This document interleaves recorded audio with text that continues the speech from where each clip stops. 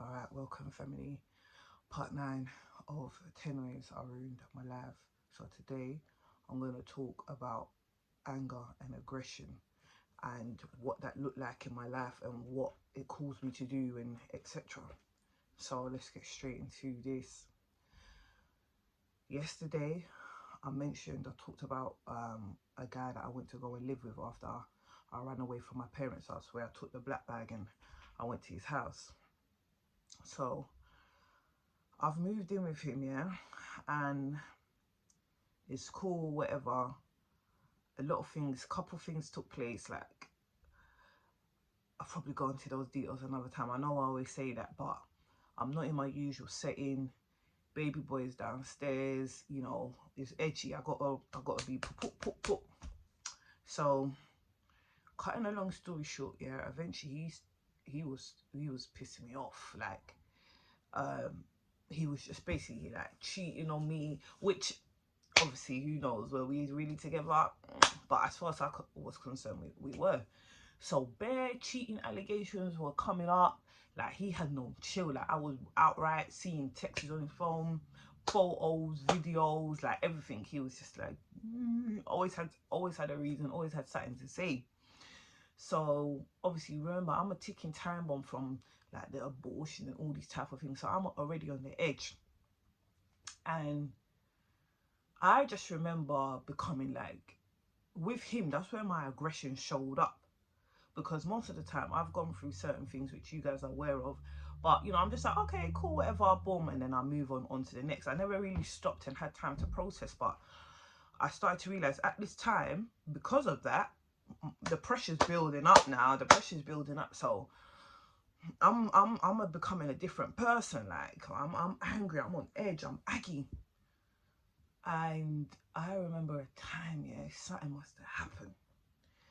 And then I was pissed off. So I got the iron and I threatened him with the iron. I don't know if the iron was hot and I was threatening to burn him. I doubt it. It doesn't sound like me, but hey ho. Or I was threatening to hit him with it. Maybe both. Maybe I was going to go push and then I don't know, but I do remember that because I remember him calling one of his family members like, oh, you get me? She's blah, blah, blah, blah, blah. She's coming to like, attack me with the iron and all that. So, and it was the moment when he called his family member and I heard somebody talk about me that way.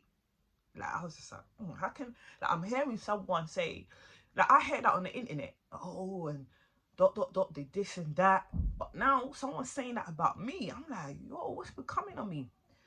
So cool. That was the first time where I realized, yo, I'm moving different right now. Another time came where some more allegations had continued, some more things were coming up. So I'm even madder now. And then what I done was, I think he popped out. So I've locked the door. He's left, obviously, so I've bolted the door. So he's come back, obviously he can't get in because yes, he has his key, but I believe I've put like the chain on or something like that. So he just cannot get into his yard. And obviously he thinks, he's like, open the door, open the door. But what he didn't know was I wasn't in the house. I locked the door from the inside and then I jumped out the balcony. So remember, I've had balcony window jumping practice from, I think, part 2 or something. If you ain't watched it, go watch it. Like, I've jumped out a window before. So, and it's funny because I'll point it out to you every time where something shows up again in a different kind of way. So like I said, I've jumped out a window before. Here I am jumping out another window, similar circumstances but different. So I've jumped out the window. And I think the reason why I jumped out the window is because I heard him say something like, I'm going to call the police. Or I think I heard him on the phone saying, yo, this girl's done this, that. You need to come to my house. She's inside. She's not letting me in, etc. So when I heard that, I thought, well, I can't stay for that. And I thought, well, there's no other way out but this way. Same way the other position. I was like, well, I'm not going down and passing his mum. There's no other way out but through the window. So I jumped through the window. And I jumped in my car. So because he's in a flat, he can't see all this. He can't even see me driving off. So he's standing out there for hours. You know how the feds are, they can make you wait, especially if it's not like a mad emergency. So he must have been there for ages, but I'm long gone. So the feds have come, they found a way to get into the house, and I'm not in there. So they're like, what? Like, what is going on? I think they might have even looked at him like, you trying to waste our time or something? Like, what do you mean? How can you be locked? You know, this don't make sense, you know? So yeah, I was moving like a little sniper. And I remember jumping in the car or whatever. I don't know if it was soon after, but there was another time where I'd gone and I'd eaten some McDonald's, I was sitting in a car or whatever, and I think, boom, again, some other allegations had come up, because when I done all this window jumping out, I don't think we didn't even break up. Like, we had ongoing beefs and that, but we were not really separating officially. So there was one time another allegation come up. I was in the car and I was vexed, and I remember just like punching the car, but then I started smashing my head in on the car. I did mention it in back chat. I started smashing my head. Like, my anger got to the point where it had to be released, and when it was going to be released, it was going to be vicious, and it was either on, but whenever it had to come out, it was coming out. And at that moment, it had to come out. Now nobody else is there, the punching ain't doing nothing. Like, I need to take this to another level. And so now, which is another topic for another day, we'll get into that another time. So after that, I was like, oh, I need to calm down. And you know what the wildest thing was? After all that, I said to myself, oh, I need to stop eating McDonald's. Like, that's what I said. I'm laughing now, but I felt in my heart like eating that food, it threw me off. Like, it made me more susceptible, it made me vulnerable. Like, I felt that it did something to me, whether it's like the ease in it or whatever stuff, the chemicals, but it did something to me, and I noticed that. So I will come back to that again. I'll come back to McDonald's and diet another time later on in my YouTube channel in general. So guys, the final hour has come of this relationship where I'm just like, nah, just now, we're done now, we gotta call it quits. So that night, packed my stuff, I left. Once again, had my stuff in my whip. I've driven to a car park and I slept in the car park in my car. Similar, when I was leaving the hustle, packed my stuff in the car, drove off. Here I am again, packing my stuff in the car, nowhere to go, driving off. Slept in the car, but obviously I couldn't really sleep properly. Same way when I went to go and stay at that guy's house to go and visit the other guy in jail. Couldn't really sleep properly because obviously your back's up, you're not comfortable, you're not settled. And there was that nitties kind of bopping around the car park and that. So every moment that, you know, boom, boom, boom. And I think I had to leave my car open or the alarm will go off because obviously I'm sleeping, which the alarm will bring more attraction, but my door's now open. So it was just a terrible night. And you know what, actually, I'm blurring it. That time, that was the time where I finally called my sister and said, can I come and stay with you? But that's not the time I wanted to actually go into. So yeah, I did leave him like maybe 3-4 times and kind of went back and forth. It was, like I said, messy relationship. But there was a time before that where I left and I was like, enough is enough. Once again, I've taken my black bag and I'm going. Came to his with a black bag, leaving his with a black bag. This time I reckon I had 1 or 2 black bags because I've accumulated a few things. So I've got to the train station now. Obviously I'm wobbling down the steps with my bag, and I'm on the platform now, and I'm waiting because I've called a friend of mine. I think I have to throw this in there. I've called a friend of mine. I said, yo, I'm in a sticky situation, which I've quoted that before. I'm in a sticky situation, can I come to you, blah blah blah. Now let me tell you who this friend is. This friend is the guy that I fell pregnant with and ended up having an abortion with. So now I'm calling him saying, yo, this is my situation.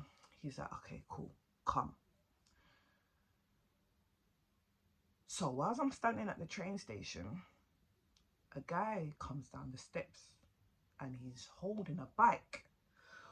And he caught my eye because the way he was coming down the step looked like how I was when I was struggling with my bag. Like, he was doing kind of, it was like the same motion. So I remember looking like, Look at this guy. Like, I feel you, bro. I feel you. In my head, I was like, I feel you. I was in that position not long ago. Cool. Turn my head, mind my business. Boom. Someone approaches me. It's him. So I'm like, okay, cool.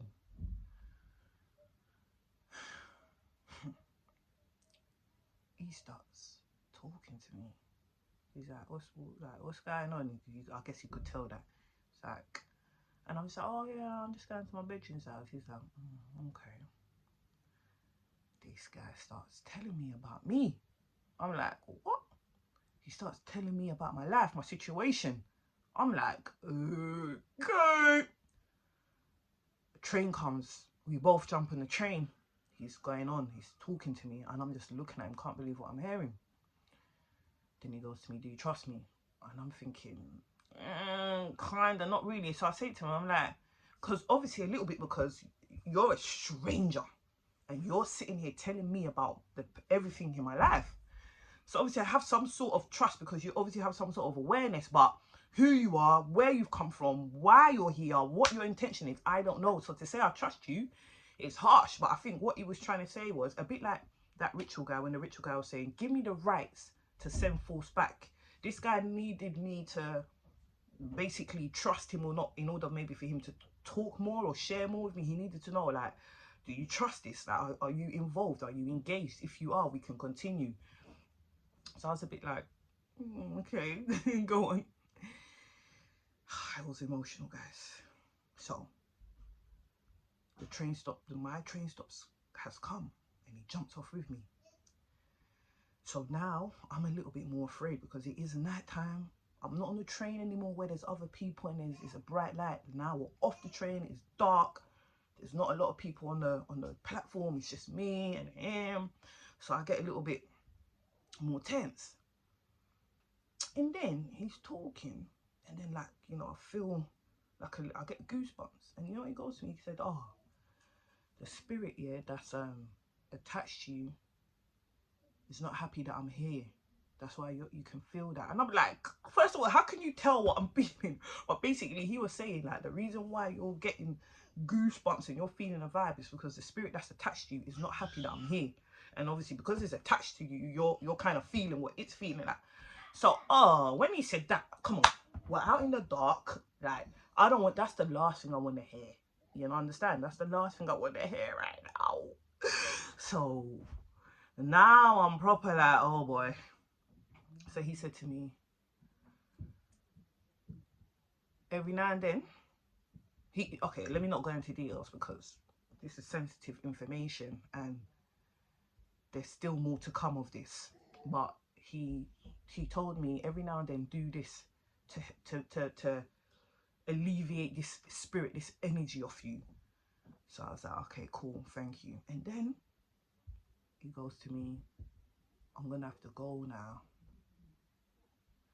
Do you know, he said something to me, but I don't know if I should say it. I'm in two minds, because it was quite deep, it's quite personal, and it still hasn't come forth. It's to do with the future, and I don't want to say it and then maybe it can disrupt it. So I think I might have to keep that to myself for now. But once that chapter is fully closed off, then maybe I'll be able to share it with you. But yeah, I'm not feeling like the feeling about sharing it's not forthcoming. So I have to respect that and maybe not share that bit. But one thing he did say, he said, look, I'm gonna go now because your friend that's coming, he doesn't believe. And I'm like, what? He's like, yeah, he don't believe. So I'm thinking, blood, how do you know my friend that's coming? And first of all, you're right, he's a bit given the circumstances. But I say that now in a time of need, I'm calling him, so it's just all confusion. But he goes, yeah, you don't believe, so I'm gonna have to go now. So he starts making his way, and then boom, lo and behold, my friend comes around the corner.